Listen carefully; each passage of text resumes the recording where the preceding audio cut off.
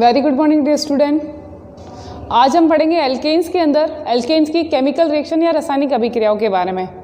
जो कल हमने पढ़ा था वो पढ़ा था formation of the alkenes, alkene बनाने की कुछ विधियाँ थी। आज हम देखेंगे जो एल्केन्स है उसकी कौन कौन सी रासायनिक अभिक्रिया या केमिकल रिएक्शंस होती हैं।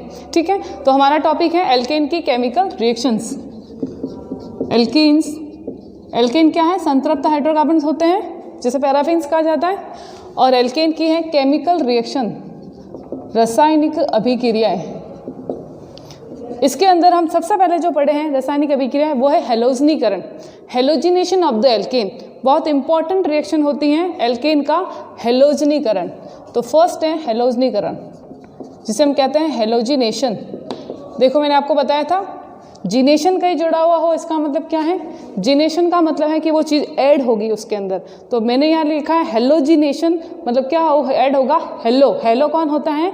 हेलो होता है हैलाइड्स कंपाउंड, जैसे कि फ्लोरीन, क्लोरीन, ब्रोमीन, आयोडीन। ये सब कौन से होते हैं? ये सब हेलोजेंस के अंदर आते हैं। तो ये कोई हेलोजन होगा जो एल्केन के अंदर ऐड होगा, तो उस रिएक्शन को हम कहते हैं हेलोजिनेशन कहा जाता है। अगर मैं कहती डी हेलोजिनेशन मतलब हेलोजन बाहर निकलता, मैं कहती हाइड्रो हेलोजिनेशन मतलब हाइड्रोजन और हेलोजन दोनों जुड़ते। अगर मैं कहूँ डी हाइड्रो हेलोजिनेशन मतलब हाइड्रोजन और हेलोजन दोनों बाहर निकलते। अगर मैं कहूँ कार्बोक्सिलेशन, CO2 जुड़ता। अगर मैं कहूँ डी कार्बोक्सिलेशन, CO2 बाहर निकलता। ठीक है, अगर मैं कहूँ हाइड्रेशन, H2O वाटर का जुड़ना। अगर मैं कहूँ डिहाइड्रेशन मतलब H2O और वाटर का बाहर निकला, मतलब निर्जलीकरण। तो इस तरह से कुछ टर्म्स होते हैं केमिस्ट्री के अंदर रिएक्शंस के, वो आप याद रखना। ठीक है, तो आप समझ जाएंगे रिएक्शन क्या हो रही है। तो रिएक्शन है हेलोजिनेशन, और हेलोजिनेशन के अंदर देखो कितने प्रकार के हेलोजन, बहुत टाइप के हैं। फ्लोरीन है, क्लोरीन है, ब्रोमीन है, आयोडीन है। तो जब ये fluorine, chlorine, bromine, iodine halogen के साथ में जुड़ते हैं तो हम कहते हैं हेलोजिनेशन हो रहा है। ठीक है, हेलो कंपाउंड्स बन रहा है। तो हम एक एक की बात करते हैं। पहले हेलोजन के अंदर फ्लोरीन को जोड़ के देखते हैं, फिर क्लोरीन की बात करते हैं, फिर ब्रोमीन और फिर आयोडीन की। तो सबसे पहले हेलोजनीकरण में ही आता है पहला, इसके अंदर लेते हैं फ्लोरोनीकरण, जिसे हम कहते हैं फ्लोरिनेशन। और फ्लोरिनेशन या फ्लोरोनीकरण के अंदर कौन जुड़ेगा? फ्लोरीन जुड़ेगा। तो इसके अंदर एक ही चीज़ याद रखनी है कि जब भी एल्केन फ्लोरीन के साथ में रिएक्शन करता है तो होने वाली रिएक्शन एक्सोथर्मिक होती हैं। कैसी? एक्सोथर्मिक, ऊष्माक्षेपी होती हैं। जब भी रिएक्शन होती है तो रिएक्शन विस्फोट के साथ में संपन्न होती है। इट्स मीन जब भी एल्केन और हेलोजन आपस में रिएक्ट करेंगे तो वहाँ पे विस्फोट होता है। क्यों? क्योंकि रिएक्शन बहुत ही ज़्यादा एक्सोथर्मिक होती है, बहुत ही ज़्यादा हीट निकलती है, बहुत ही ऊष्मा निकलती है। तो कोई प्रोडक्ट तो यहाँ पे बनेगा नहीं, सीधा क्या होता है? विस्फोट होता है। तो आप इसमें याद रखना कि जब भी एल्केन्स की reaction When alkyl react with the fluorine, जब भी एल्केन की रिएक्शन फ्लोरीन के साथ कराई जाती है क्या होता है? एक्सप्लोजिव रिएक्शन होती है, सीधा विस्फोट होता है। और रिएक्शन कैसी होती है? रिएक्शन ऊष्माक्षेपी होती है। इट्स मीन रिएक्शन एक्सोथर्मिक होती हैं, बहुत ही अधिक मात्रा में हीट बाहर निकलती हैं। ठीक है, क्योंकि जो फ्लोरीन होता है वो फ्लोरीन बहुत ही ज़्यादा एक्टिव, बहुत ही ज़्यादा सक्रिय स्वभाव का होता है, बहुत ही एक्टिव नेचर का होता है, बहुत उसको पड़ी रहती है रिएक्शन करने की। और जैसे ही एल्केन मिल गया सीधा विस्फोट कर देता है। ठीक है, एक्सोथर्मिक रिएक्शन संपन्न होती हैं। दूसरा आता है, फ्लोरीन का तो हो गया काम तमाम। ठीक है, अब दूसरा आता है क्लोरीन। क्लोरीन और ब्रोमीन दोनों की एक जैसे ही रिएक्शन होती है। तो एक की आप देख लो, मैं आपको क्लोरीन की बताती हूँ, ब्रोमीन की आप सेल्फ करना है। आता है क्लोरीनीकरण, जिसे हम कहते हैं क्लोरीनेशन, मतलब कौन जुड़ने वाला है? क्लोरीन जुड़ने वाला है। जैसे मैंने कोई एल्केन ले लिया मेथेन, क्लोरीन के साथ में रिएक्शन करानी है। यहाँ पे दो कंडीशन ध्यान रखना। ठीक है, पहली कंडीशन ये है कि जब क्लोरीन, देखो क्लोरीन के साथ में एल्केन की रिएक्शन होती है तो लाइट की उपस्थिति में होती है। ठीक है, ये लाइट का साइन है। जब भी क्लोरीन एक्सेस लिया जाता है, इसमें दो कंडीशन देखना है आपको, एग्जाम में भी पूछा जाएगा एक्सेस में कौन है। अगर क्लोरीन एक्सेस में लिया, ज़्यादा मात्रा में लिया है, तब क्या करेगा? ये क्लोरीन एक एक करके हाइड्रोजन को हटाता जाएगा, एक एक करके हाइड्रोजन को हटाता जाएगा और क्लोरीन यहाँ पे जुड़ता जाएगा, जब तक कि सारे हाइड्रोजन जो है वो क्या नहीं हो जाते, जब तक कि सारे हाइड्रोजन खत्म नहीं हो जाते, तब तक ये क्या करेगा? एक एक हाइड्रोजन को हटाता जाएगा और लास्ट प्रोडक्ट क्या बनेगा? CCl4 बनता है। ठीक है, तो ये क्या होगा? जैसे ही क्लोरीन हम अधिक मात्रा में लेंगे, क्लोरीन जो है वो एल्केन के साथ में रिएक्शन करेगा। जितने हाइड्रोजन है, मेथेन लिया तो 4 हाइड्रोजन है, तो 4 हाइड्रोजन हटाता जा रहा है, तो एक एक हाइड्रोजन हटाता जाएगा और उसके बाद में जब सारे हाइड्रोजन रिप्लेस हो जाएंगे क्लोरीन के साथ तो हमारा अंतिम उत्पाद प्राप्त हो जाएगा, एंड प्रोडक्ट बन जाएगा। तो एंड प्रोडक्ट क्या बना अपने यहाँ पे, CCl4 कार्बन टेट्रा क्लोराइड बना, जब क्लोरीन एक्सेस में है। अगर मैं बात कहूँ कि मेथेन एक्सेस में है, ये जो मेथेन है या एल्केन है वो एक्सेस में लिया है तो वो अधिक मात्रा में लेंगे तो आपका प्रोडक्ट यहीं तक रुकेगा, मिथाइल हैलाइड बनेगा, ठीक है, इससे आगे रिएक्शन नहीं होगी। तो यहाँ पे अगर आप देखना ये इस तरह की रिएक्शन आए जिसमें मेथेन और क्लोरीन हो, तो क्लोरीन एक्सेस में है तो एंड प्रोडक्ट बनेगा कार्बन टेट्रा क्लोराइड, और अगर मेथेन या एल्केन एक्सेस में है तो प्रोडक्ट बनेगा एल्किल हैलाइड या मेथिल हैलाइड, ठीक है। अब आते हैं इसकी मैकेनिज्म पे।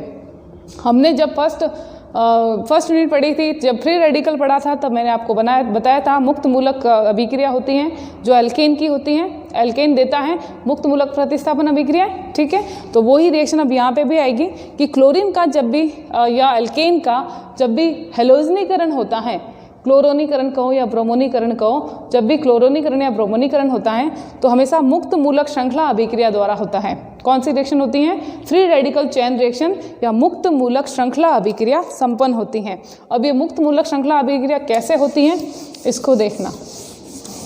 मुक्त मूलक श्रृंखला अभिक्रिया या मुक्त मूलक फ्री रेडिकल चेन रिएक्शन क्लोरोनीकरण के अंदर होगी, फ्री रेडिकल चेन रिएक्शन ये होती है क्लोरोनीकरण के अंदर। इसके अंदर 3 स्टेप होते हैं। पहला स्टेप जो है वो कहलाता है चेन इनिशिएशन स्टेप, मतलब चेन प्रारंभ होगी, फ्री रेडिकल बनेंगे। दूसरा स्टेप कहलाता है चेन प्रोपोगेशन या इलोंगेशन, मतलब जो चेन बन गई है वो आगे से आगे अब बढ़ती जाएगी। और तीसरा कहलाता है चेन टर्मिनेशन, मतलब रिएक्शन अब यहाँ पे संपन्न होगी, खत्म होगी। तो पहला स्टेप क्या है, चेन इनिशिएशन। चेन इनिशिएशन मतलब चेन का प्रारंभिक पद, और प्रारंभिक पद के अंदर क्या होगा, प्रारंभिक पद के अंदर जो क्लोरीन है, अटैकिंग रिएजेंट कौन है, क्लोरीन है।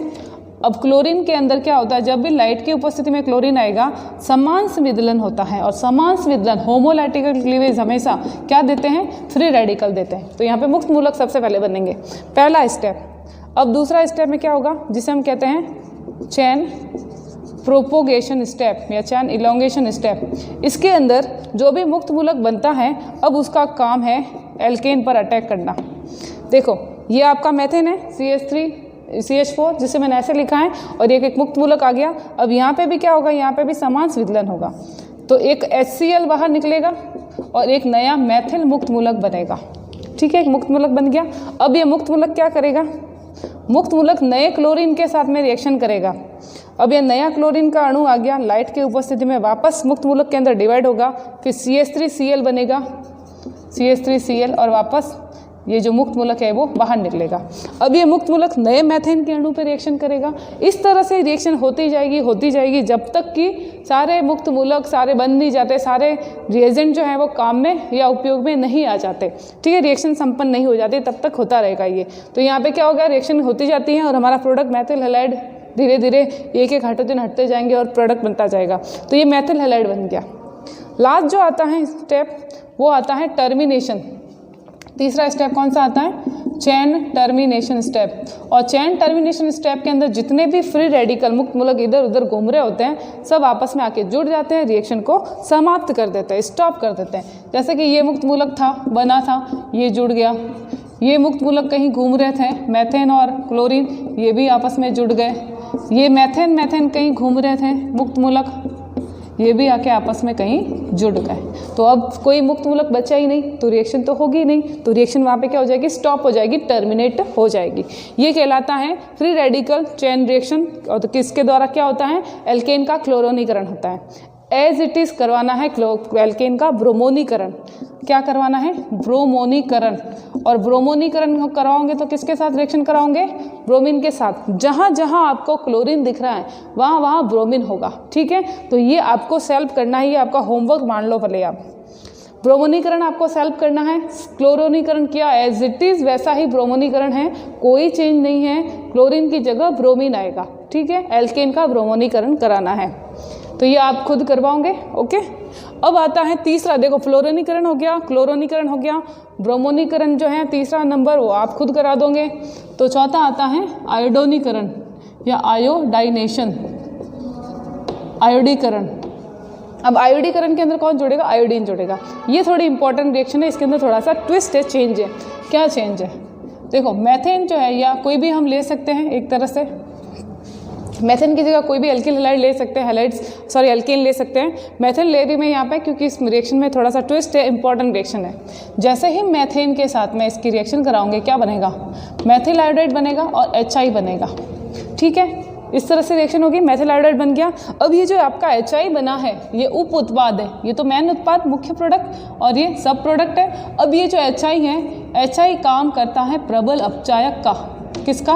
प्रबल अपचायक का काम करता है। ये रिएक्शन को, ये क्या करेगा? अपचायक का मतलब है कि ये मेथिल हैलाइड को वापस अपचयित कर देगा, वापस इसके साथ रिएक्शन करेगा और वापस क्या बना देगा? मेथेन और आयोडीन बना देगा।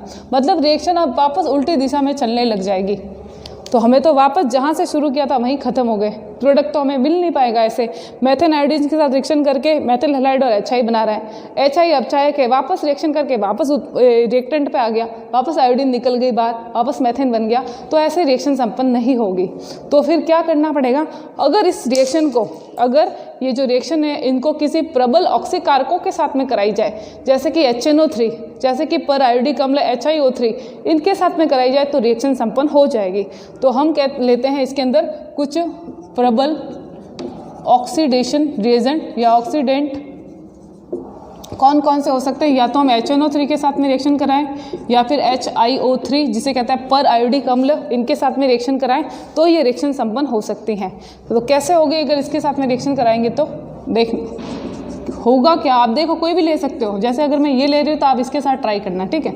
अब जैसे मैंने ये रिएक्शन ले ली HiO3 के साथ में, क्या बना? जैसे ही मैं मेथेन की रिएक्शन आयोडीन के साथ कराती हूँ, आपको पता है ये बनता है, ठीक है, HI बनता है। अब HI को ही हमें रोकना पड़ेगा, क्योंकि मेन तो रिएक्शन को बिगाड़ कौन रहा है? यही बिगाड़ रहा है, यही वापस क्या कर रहा है? अपचयन कर रहा है। तो हमें इसका काम करना है। तो हम क्या करेंगे? HI के साथ में रिएक्शन कराएंगे HiO3। अब HiO, ये आप ध्यान रखना, यहाँ पे आप इसके 5 मोल लेने हैं, ठीक है, क्योंकि ये तो मैं एक जनरल रिएक्शन करा रही हूँ। अगर 5 मोल लेंगे तो 5 मोल HI बाहर निकलेगा। तो आप इसको ऐसे याद रखना, 5 मोल HI और एक HiO3, इसके साथ में आप रिएक्शन कराओगे तो होगा क्या? देखो इधर कितने आयोडीन है? 5 और इधर 1, तो 6। तो ये 6 आयोडीन तो बाहर निकल गए 3I2 के रूप में, ठीक है। उसके बाद में H2O कहाँ निकलेगा? देखो 5 हाइड्रोजन और 1 हाइड्रोजन, कितने हो गए? 6। तो 3H2, 6 हाइड्रोजन, ऑक्सीजन कितने हैं? 3। तो ये 3 संपन्न हो गया। तो अब देखो रिएक्शन कैसे संपन्न हो रही है। जैसे ही HI, जो भी HI बनता जाएगा, हम उसके अंदर ऑक्सीकारक डालेंगे HiO3। ये HI जो HI है वो HiO3 के साथ में रिएक्शन करता जाएगा।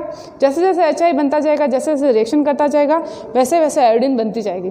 और आयोडीन तो हमारे काम ही आएगी। यहाँ पे आयोडीन मेथेन के साथ में रिएक्शन करती जाएगी, प्रोडक्ट बनाएगी, HI बनाएगी, फिर HI जो है ऑक्सीकारक के साथ में रिएक्शन करेगा, फिर आयोडीन बनाएगा। इस तरह से रिएक्शन जो है अब ज़्यादा अच्छे से होने लग जाएगी। पहले तो हो ही नहीं रही थी, अब रिएक्शन होगी और अच्छे से होंगी, क्योंकि उसको अधिक मात्रा में आयोडीन भी मिलती जा रही है, तो प्रोडक्ट भी अधिक मात्रा में बनता जाएगा, ठीक है। तो ये इसके पीछे कारण होता है आयोडाइनेशन, या पूछा जाता है एल्केन का आयोडीनीकरण, ठीक है। तो किसकी उपस्थिति में? ऑक्सीकारकों की उपस्थिति में कराया जाता है। उसके बाद में ये तो हमारी पहली रिएक्शन संपन्न हुई है जो थी हैलोजनीकरण की। अब दूसरी देखते हैं। हैलोजनीकरण के बाद में नाइट्रीकरण, फिर सल्फोनीकरण, इस तरह से कुछ और रिएक्शन भी हैं।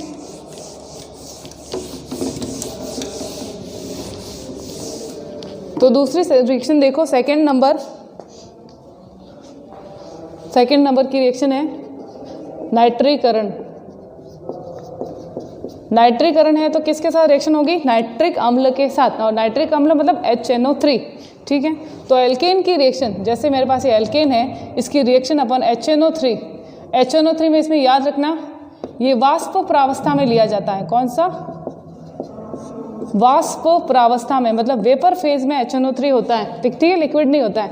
इसके साथ में जब रिएक्शन कराएंगे तो हाइड्रोजन जो है वो NO2 ग्रुप के साथ में रिप्लेस होता जाएगा। एक हाइड्रोजन निकल गया और एक इधर से NO2 ग्रुप आ गया, ठीक है, और NO2 आ गया तो बचा क्या? H और O, इस तरह से ध्यान रखो HO और NO2, ठीक है, ये टूट गया, NO2 ग्रुप यहाँ लग गया और OH और एक H2O के रूप में ये बाहर निकल गया, ठीक है। तो नाइट्रो कंपाउंड बनता है जिसे हम कहते हैं नाइट्रो एल्केन। इस तरह से जब हम कॉन्सेंट्रेट लेते हैं तो क्या होता है, बहुत सारे नाइट्रो कंपाउंड का मिक्सचर प्राप्त हो जाता है, एल्केन, एथेन, इस प्रकार से नाइट्रो एल्थेन, नाइट्रोमेथेन, इस प्रकार से बहुत सारे नाइट्रो एल्केन का मिक्सचर प्राप्त हो जाता है, ये याद रखना। तो ये सिंपल रिएक्शन ऐसे ही आप याद रखो। नाइट्रीकरण क्या होता है, HNO3 के साथ में रिएक्शन कराएंगे, किसकी उपस्थिति में, कॉन्सेंट्रेट H2SO4 की उपस्थिति में, ठीक है। तो एल्केन का नाइट्रीकरण होगा और नाइट्रो एल्केन बनता है। मैंने मैथेन लिया है तो नाइट्रो मैथेन बना है। इसी तरह से तीसरा आता है सल्फोनीकरण, सल्फोनीकरण जिसे हम कहते हैं सल्फोनेशन। सल्फोनीकरण में भी सेम ही है कि जब मैथेन की अभिक्रिया H2SO4 या सल्फोनिक एसिड के साथ में कराई जाएगी उच्च ताप पर, ये मैंने मैथेन लिया है, तो होगा क्या, इसके अंदर भी देखो ये CH3 मतलब एक हाइड्रोजन निकला और रिप्लेस कौन किया, SO3H। ये SO3 और H मतलब ऐसे टूटा, ये HO और SO3H, इस तरह से ये टूटते हैं, ठीक है। तो ये क्या बना, एल्केन का सल्फोनिक अम्ल बना और साथ में देखो ये OH और इधर से एक H, तो क्या बाहर निकलेगा, H2O। तो ये बनेगा एल्केन सल्फोनिक अम्ल, सल्फोनिक एसिड। और मैथेन लिया है तो मैथेन सल्फोनिक अम्ल का निर्माण होगा, ठीक है। ये है सल्फोनीकरण की अभिक्रिया। कितनी हो गई, तीसरी हो गई। अब आते हैं 4th नंबर पे, एल्केन का सल्फोनीकरण, एल्केन का नाइट्रीकरण और एल्केन का हेलोजनीकरण हो गया। अब देखते हैं एल्केन की एक और रिएक्शन, वेरी इंपॉर्टेंट रिएक्शन, जिसे हम कहते हैं साइक्लाइजेशन ऑफ एल्केन या एल्केन का चक्रीकरण, cyclization of alkane, cyclization of alkanes या एल्केन का चक्रीकरण। मतलब क्या है, मतलब ये है कि जो एल्केन की लंबी सीधी श्रृंखला जो होती हैं उसको जब हम रिएक्शन कराएंगे हायर टेम्परेचर पर उत्प्रेरक की उपस्थिति में, तो वो लंबी चेन जुड़ जाएगी और जुड़ के एक साइक्लिक स्ट्रक्चर बना देगी। तो इस रिएक्शन को हम कहते हैं साइक्लाइजेशन। इसी रिएक्शन को हम कहते हैं एरोमेटिकरण या एरोमेटाइजेशन, क्योंकि जो चैन बनेगी वो चैन थी, उससे जो रिंग बनी है वो एरोमेटिक रिंग बनेगी, तो हम उसे कहेंगे एरोमेटाइजेशन। तो राम देखो बहुत सारे हो सकते हैं, साइक्लाइजेशन भी कह सकते हैं, चक्रीकरण कह सकते हैं, एरोमेटाइजेशन या एरोमेटिकरण भी इसको कह सकते हैं। करना क्या है, जैसे मैंने एक हेक्सेन की चैन ली, हेक्सेन कितने कार्बन होंगे, 6 कार्बन होंगे, ठीक है, 1 2 3 4 5 6 कार्बन है, जिसे मैं कहूँगी एन हेक्सेन। अब इस एन हेक्सेन को जब हायर टेम्परेचर पे अपन गर्म करेंगे, किस उत्प्रेरक की उपस्थिति में, तो उत्प्रेरक आपको याद रखना है क्रोमिका तथा एल्यूमिना, क्रोमियम ऑक्साइड और एल्यूमिनियम ऑक्साइड, जिसे हम क्रोमिका कहते हैं और इसको एल्यूमिना कहते हैं। इन उत्प्रेरकों की उपस्थिति में जब ये वाष्प के रूप में होती है, गैस के रूप में है, ठीक है ना, हेक्सेन, जैसे इस वाष्प को एल्यूमिना या क्रोमिका के ऊपर से प्रवाहित करेंगे तो इसकी जो चैन स्ट्रक्चर था वो साइक्लिक स्ट्रक्चर में बदल जाएगा। तो इस तरह से देखो 1 2 3 4 5 6, ये 6 कार्बन वाली चैन बनाएगा, सॉरी चैन जो थी उससे रिंग बनाएगा, ठीक है। ये मान लो फर्स्ट कार्बन, ये मान लो लास्ट कार्बन आपस में जुड़ गए, एक एक हाइड्रोजन क्या हो गया, बाहर निकल गया, और ये देखो सब CH2 CH2 CH2 बन गया। तो ये क्या बना, इसका क्या नाम है, इसका नाम है साइक्लोहेक्सेन। पढ़ा हुआ है ना आपने साइक्लोहेक्सेन स्टीरियोकेमिस्ट्री के अंदर। तो ये प्लेनर स्ट्रक्चर बनता है साइक्लोहेक्सेन। ये रिएक्शन यहाँ पे कहलाती है साइक्लाइजेशन। अब इस रिएक्शन के अंदर अपन इसको और गर्म करें, जैसे इसको और गर्म करेंगे एक एक हाइड्रोजन सब जगह से बाहर निकलेगा, एक एक हाइड्रोजन बाहर निकलेगा, तो अब क्या बनेगा, एक एक बॉन्ड बनेगा, 2 हाइड्रोजन निकल गए तो बीच में एक बॉन्ड, इधर 2 निकल गए तो बीच में एक बॉन्ड। इस प्रकार से देखो कितने 6 हाइड्रोजन बाहर निकल रहे हैं, तो ये 6 हाइड्रोजन बाहर निकल गए, सब जगह से एक एक निकल गया। तो क्या बना, CH CH, ये CH, क्योंकि एक एक तो बाहर निकल गया और एक एक हाइड्रोजन बाहर निकला, एक एक बॉन्ड टूटा तो एक एक नया बॉन्ड बनेगा। तो ये एक इधर बना, एक इधर बना और एक इधर बना। तो ये क्या बन गया, स्ट्रक्चर कौन सा है, ये बेंजीन का स्ट्रक्चर है। ये क्या बन गई, बेंजीन बन गई। फॉर्मूला क्या है, C6H6, और इसका फॉर्मूला क्या था, C6H12, ठीक है। तो जब हमने एन हेक्सेन की चैन ली, क्रोमिका एल्यूमिना के उत्प्रेरक की उपस्थिति में गर्म किया, तो वो खुली श्रृंखला, जो खुली ओपन चैन थी, उसने क्या बनाया, साइक्लिक स्ट्रक्चर बनाया, साइक्लोहेक्सेन। इसलिए हम इसे कहते हैं साइक्लाइजेशन की अभिक्रिया। उसके बाद इसको जब गर्म करेंगे हाइड्रोजन बाहर निकलेगा तो मैं क्या कहूँगी इस रिएक्शन को, डिहाइड्रोजिनेशन, क्योंकि हाइड्रोजन बाहर निकल रहा है तो डिहाइड्रोजिनेशन होगा और क्या बनता है, एक एरोमेटिक कंपाउंड बेंजीन बनता है। इसलिए ये रिएक्शन क्या है, एरोमेटाइजेशन या एरोमेटिकरण की अभिक्रिया कहलाती है। ठीक है, इंपॉर्टेंट रिएक्शन थी। अब एक और रिएक्शन देखते हैं, वो तो इससे भी इम्पोर्टेंट है, उसका नाम है एल्केन का दहन या एल्केन का कंबंशन। जब भी कोई एल्केन, कोई हाइड्रोकार्बन जलता है, उसका कंबंशन होता है, दहन होता है, तब क्या क्या बनता है। ये रिएक्शन देखो सब्जेक्ट के हिसाब से भी और जनरल अगर हम पूछा जाए तो जनरल ये इंपॉर्टेंट बहुत रिएक्शन बहुत इंपॉर्टेंट है। तो अगली आती है जिसे हम कहते हैं दहन या कंबंशन या ऑक्सीडेशन भी कह सकते हैं। ठीक है, अब इसके अंदर क्या करना है, आपको एक फार्मूला याद रखना है। फार्मूला ऐसे देखो, जैसे कि ये फार्मूला किसका, CnH2n+2 एल्केन का है, एल्केन का फार्मूला है। इसके लिए कितनी ऑक्सीजन चाहिएगी, तो 3n+1/2 ऑक्सीजन चाहिए। तब क्या बनता है, तब NCO2 बनेगा और n+1 H2O बनेगा और हीट बाहर निकलेगी, ऊष्मा बाहर निकलेगी। ठीक है, तो ये फार्मूला आप याद कर लेना। ये तो आपको पता ही है, एल्केन का फार्मूला है CnH2n+2। फिर आपको पता है कि ऑक्सीजन कितनी चाहिए, तो फार्मूला देखो 3n+1/2, इतनी ऑक्सीजन हमें चाहिए इसमें।